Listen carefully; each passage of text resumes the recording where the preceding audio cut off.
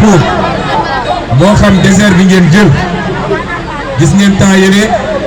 le secrétaire d'État au Sénégal de l'extérieur monsieur Chérif Diouf mi nga xam ne mooy en même temps le financier de Pastef mi ngi fii gis ngeen ko dafa dem Libye jël avion yëpp lu bëree bëri ci ay jeunes sénégalais yoo xam ne ñu ngi woon ci prison yi dans des conditions très difficiles pour les ramener au bercail. Cette image n'est pas digne de notre peuple, elle n'est pas digne du Sénégal, parce que nous sommes un grand peuple qui a tout le potentiel qu'il faut pour construire son développement. jël géej gi di dee dans des conditions atroces ñaanal ñu ko kenn amul lu ko jar ci àdduna. temps yële nag am na benn candidat bu fi jaar candidat boobu bi mu fi jaaree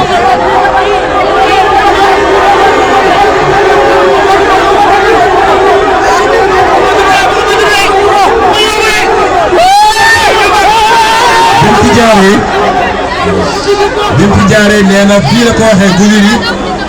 nee na daf ma invité à des travaux pratiques ngeen may ma rek ma leeral dara ce candidat fu mu leen taxaw danaan moom il a été mon professeur à l'ENA loolu dara newu ci ndax daf ma jiitu woon ci administration mais il a été un très mauvais professeur bu mun a daw jàng pendant 2 mois naan da ngay dem campagne électorale te jamono jooju PS la newoon moom jaar na PS jaar na PDS jaar na APR tey mu ne dafa yor parti am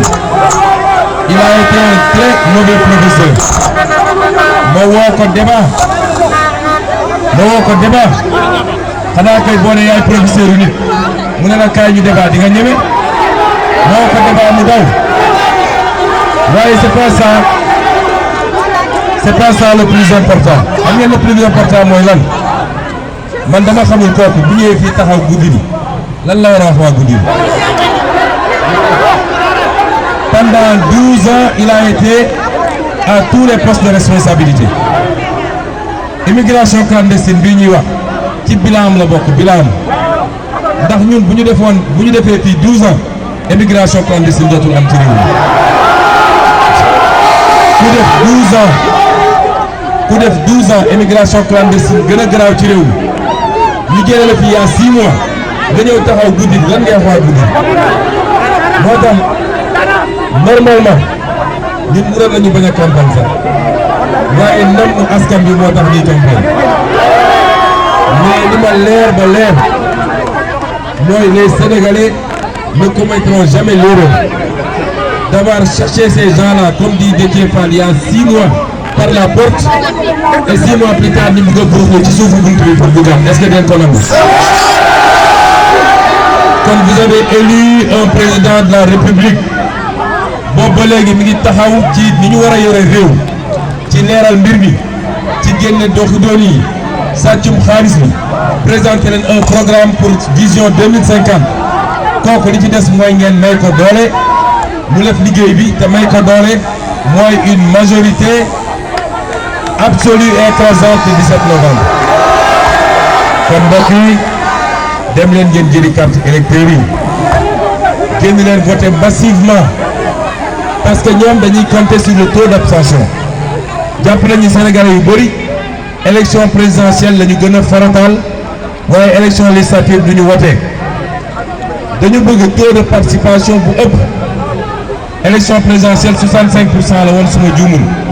on veut un taux de participation de 70 ou 75% et pour ça il faut que ñëpp rawatina jeunesse bi nga xam ne il constitue 65% que vous sortiez voter massivement la ca des nag ci programme bi démb suivre ngeen le meeting de Tambacounda wax naa leen li nga xam ne le pôle sud-est bi nga xam ne moo ëmb et la région de Kédougou et la région de Tambacounda avec ses 4 départements parmi lesquels Goudiri wax naa leen lañ fi nar a liggéey